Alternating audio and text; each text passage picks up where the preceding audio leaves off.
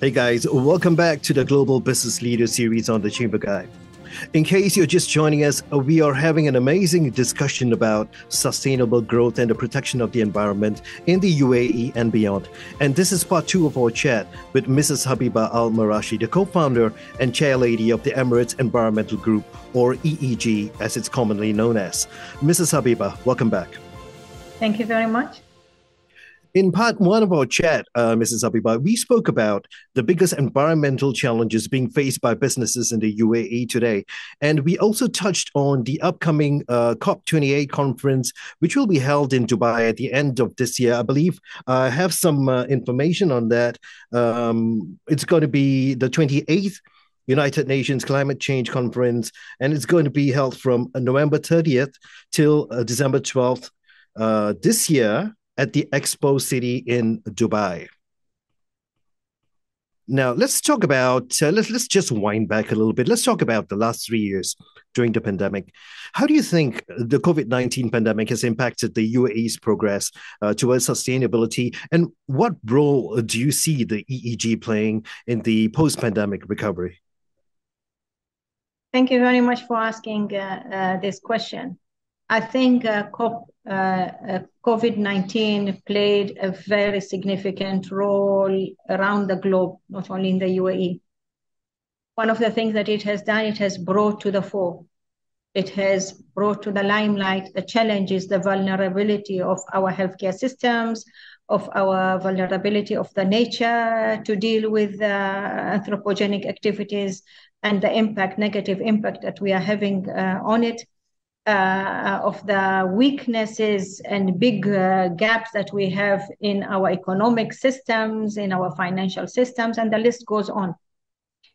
One thing that I have noticed after the COVID is the high interest of entities to know more about environmental issues, to want to be actively involved in programs, and particularly in action programs and practical things that they can do in their own organizations to keep them online with sustainability requirements. There's a lot of interest, inquiries, 24 hours we receive it with regard how can I conserve energy, what can I do with the material that I have, how can I be part of the recycling programs that are going on in the country, how can I be part of the urban afforestation programs that EEG is undertaking. So there's a lot of interest, and of course we have seen our leadership stand up and being very proactive and push, and of course, the result of is hosting COP28, announcing the year of 2023 as a year of sustainability, which is building up to the previous years as well. So I think all in all, as us, as Emirates Environmental Group, alhamdulillah, we, as I mentioned to you in the first part, we never stopped any program, we never canceled any program, postponed any program. We conducted all our activities on time as per the schedule. And we are continuing unabated. We have put a lot of resources, all our expertise in ensuring that, we are delivering as per what we promised our leadership, what we have promised our society, what we have promised our institutions. I'm very happy to hear that. Like I was mentioning to you earlier, I have heard of associations and, a lot of businesses being shut down by the pandemic.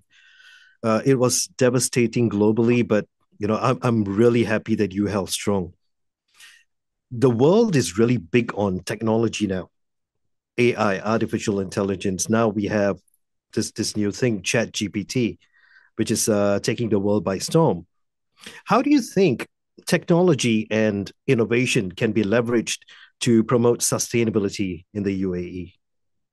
Technology and innovation will play a very important role and is playing a very important role in the transformation of sustainability agenda in the United Arab Emirates. We need to leverage the technologies to develop innovative solutions, and that is what we push the agenda through our programs with whether we are talking about with the private sector or with the education institutions.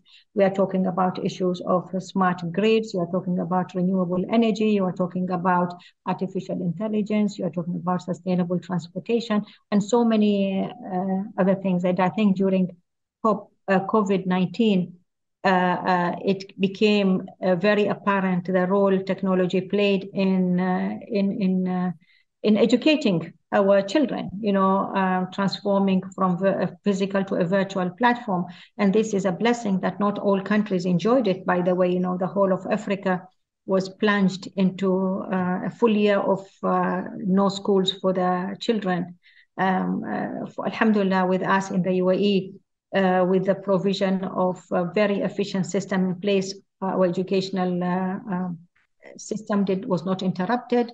The school year went on smoothly. Students understood, became very active and clever in dealing with the requirements, and the exams were taken. Everything took place very efficiently. We conducted quite a few of our programs in that sphere as well.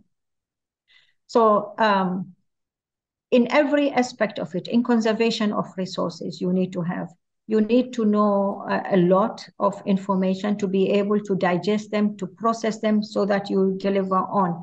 So modern technology plays a very important role in solving environmental challenges and coming up with effective solutions, provided we know how to harness those information and leverage them and channel them towards delivering effective solutions.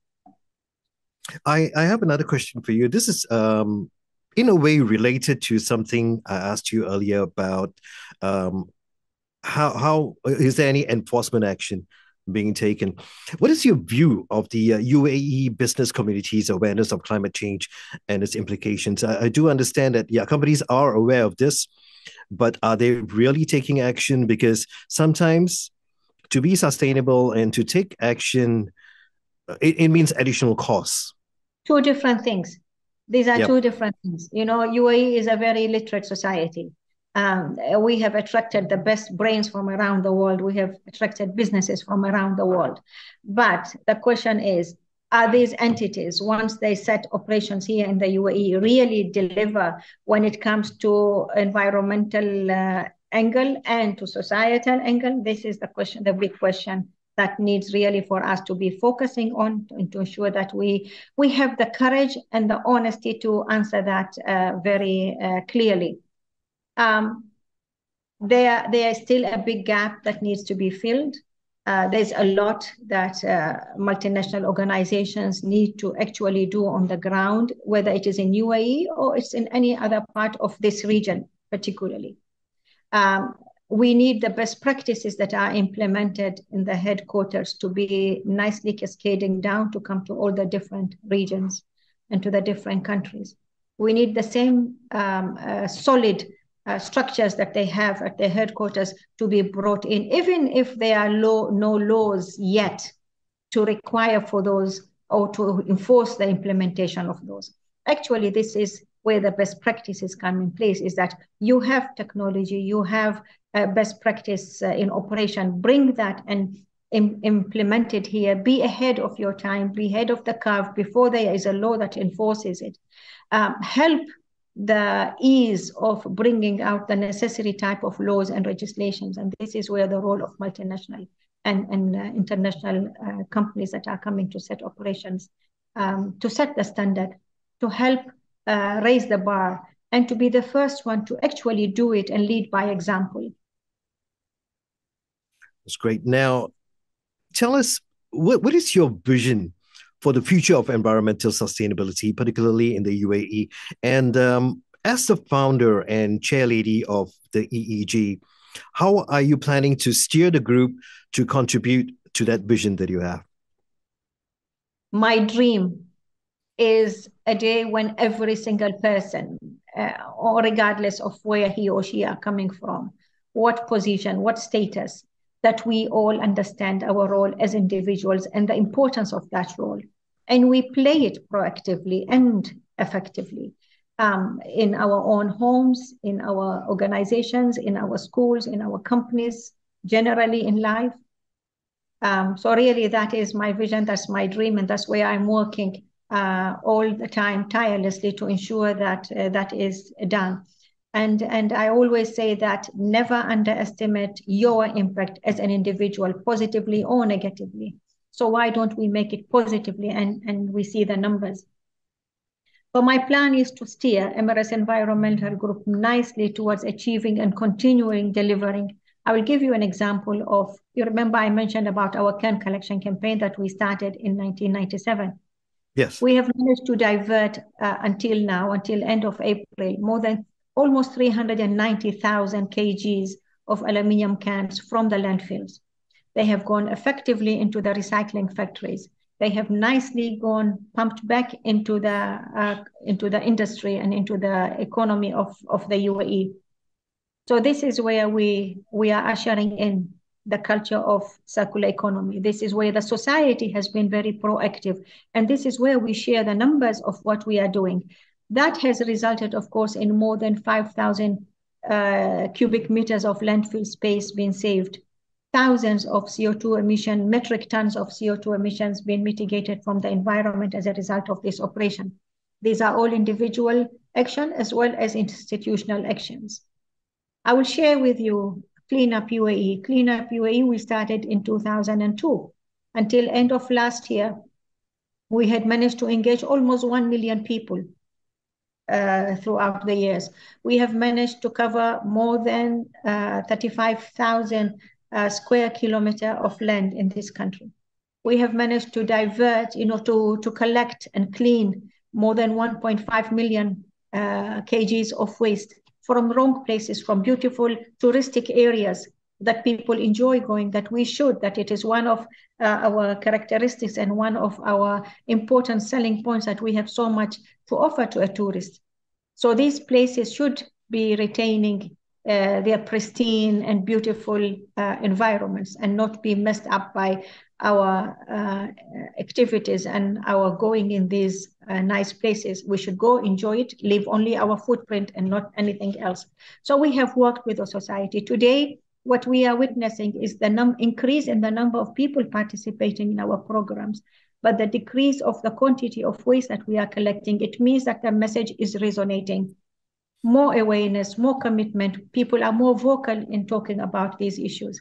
I would like to highlight another one of our very, very unique programs. It's an urban afforestation program called For Our Emirates We Plant. We started it in 2007 at the invitation of the United Nations Environment Program.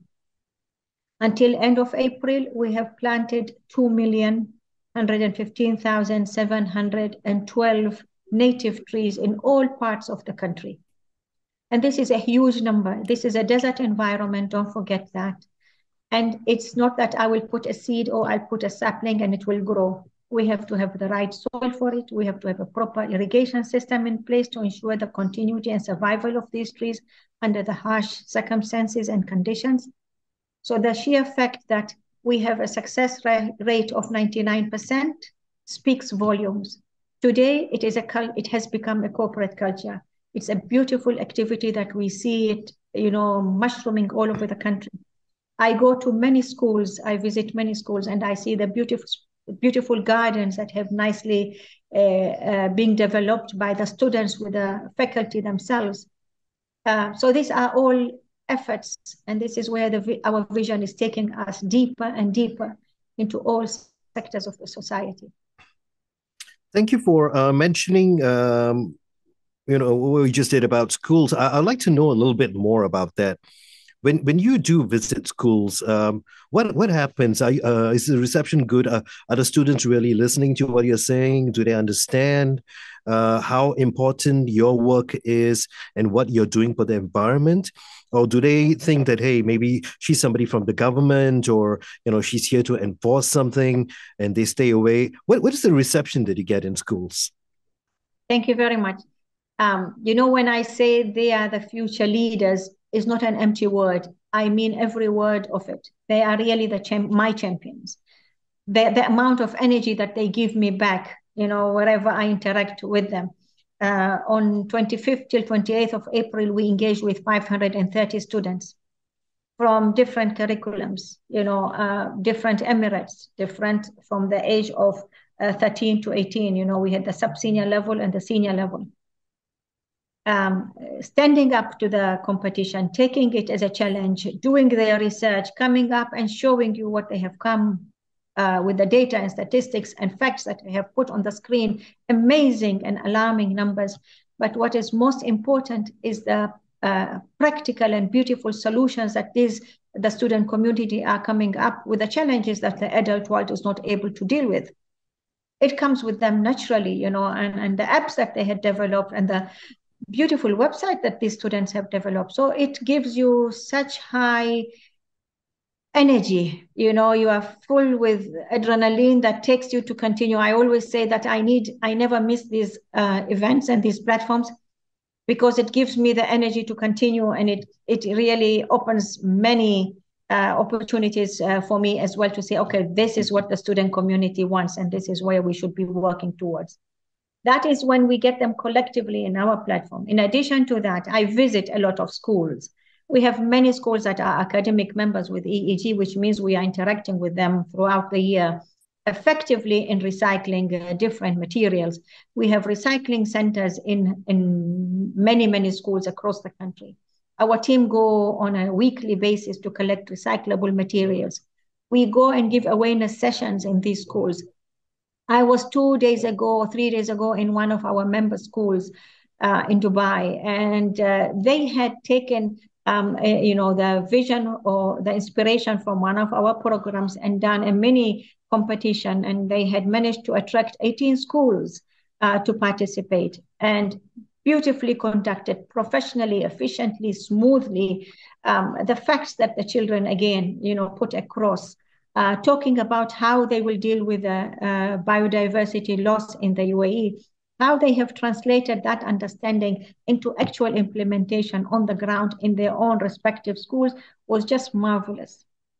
The hydroponics that we saw in the schools, the vertical farming that we saw in schools, and they are producing to a commercial level.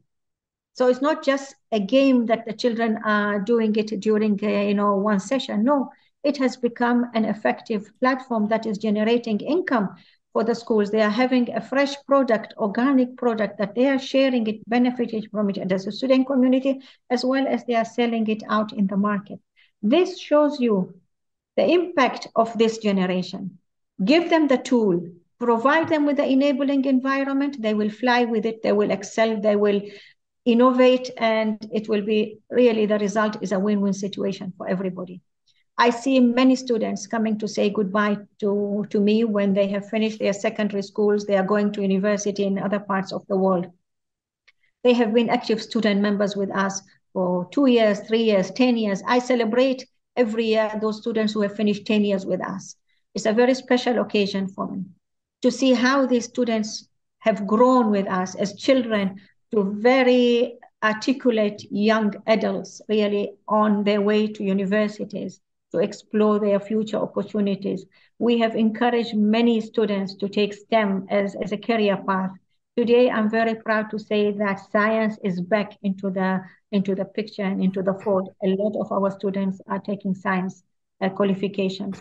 We are opening new doors to show them that there are so many qualifications out there, not just the traditional, the doctor and the pharmacist and the lawyer. And no, there are a lot of new specialties that are coming up. Find this curriculum, and if we do not have this kind of majors, push the universities to bring this kind of majors into our country. UAE's vision is to become the educational hub of the region.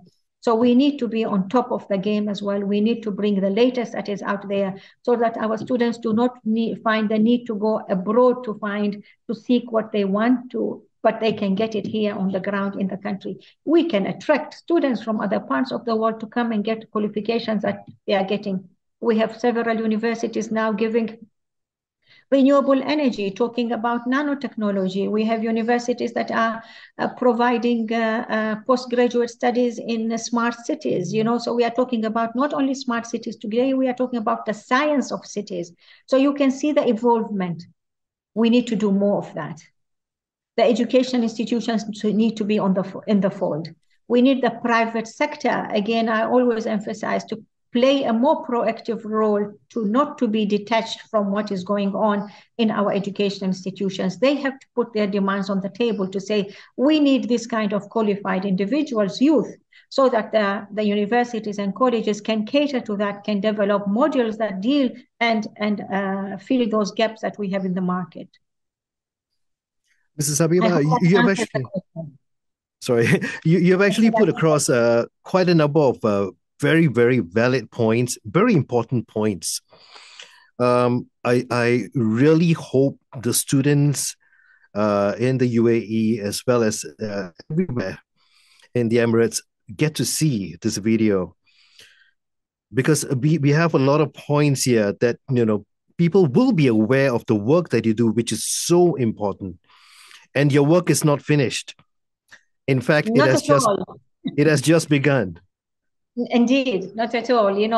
I remember many years ago, somebody told me that the lifespan of an NGO maximum of 20 years. And I'm very proud to say that we are 32 years now, alhamdulillah, and we are still going strong. And we will be stronger, and we will encompass more, and we will include more. Our message is together. So it is a very inclusive body. And that's what you see in any of our platforms, the diversity of our audience, from the top CEOs to the school students. In our panel discussions, we ensure that we have, again, the right representations of all sectors, so that we have, during the discussion, we are listening to all perspectives, and we are getting that knowledge disseminated to our audience. So alhamdulillah, I'm very happy and content, but I'm very ambitious that we have, just as you mentioned, is just the tip of the iceberg. There's a lot that we can deliver. We need all the support that we can get from the private sector, from the financial institutions, from the community at large, to be a good audience and active and proactive audience and participant. Well, Mrs. Habiba, we have actually come to the end of this segment. Before we go, do you have any final words regarding sustainability, as well as how important a membership with the EEG is? I know how important it is. I think the world needs to know, because, going towards a better future for our kids, this is something that they need to put on the table, and they need to take a serious look at it. So tell us why a membership with you is really important, and, share this information with the global business community, as well as the UAE. Thank you very much. It is vital that we adopt sustainable practices to protect and promote and conserve the environment, which we believe feeds into the economic development, which we feel and we have seen and we see the impact that it is having on the local society in raising awareness, in making them environmentally literate, and in making them really effective members of the solutions of any challenges that we face, instead of them being part of the problem. Having the private sector on board for us serves twofold. It is, as I mentioned, it is a very proactive give and take relationship. While we have a lot of expertise that we nicely disseminate and share it with the private sector, so they do not need to go around and search and invest so much resources and recreating the wheel. The wheel is already there. The work is already there. Emirates Environmental Group has proven its ability, its metal, all around the country, and in our deliverables, in the strengths of our programs, in the impact that our programs have on the national as well as global level. So by plugging in, there is a lot of synergy that will come with it. There will be a lot of conservation of resources as well, and it will be a win-win situation, so that we will give and we will take in return. So the financial support that comes from the corporate members goes a long way in helping us stabilize, run these programs, expand these programs, scale them up, make deeper inroads, touch more activities and issues, and be more vocal. Sometimes our relationship with the private sector is in kind, particularly with the media institutions, with the PR agencies. They help us because they have the expertise in that. We deliver the quantity, they connect us with the society and with the different stakeholders. So there is always a give and take and a win-win situation amongst all. Thank you, Mrs. Habiba, for taking the time to share all this useful and very, very important information with us today. And I would like to personally thank you for allowing me, as the chamber guy, to be a part of this movement. Thank you very much. And I look forward to getting you actively and effectively involved in our different programs, inshallah. I would definitely do so. It has been a pleasure having you on our Global Business Leaders series. Thank you. Thank you. Hey guys, that was Mrs. Habiba Al-Marashi, the co-founder and chairlady of the Emirates Environmental Group. Contact details of the EEG can be found below. Do drop them a line if you have any questions, or if you want to join in any of their activities, or even if you just want to let them know that they are doing an amazing job. Trust me on this one, guys. This is one organization you should get involved in. I'm very, very sure they'll be happy to hear from you. As always, remember to hit that subscribe button and stay tuned to the Chamber Guide for my next live chat with another global business leader coming to you real soon. I'm Francis Michael. Till we meet again, stay safe.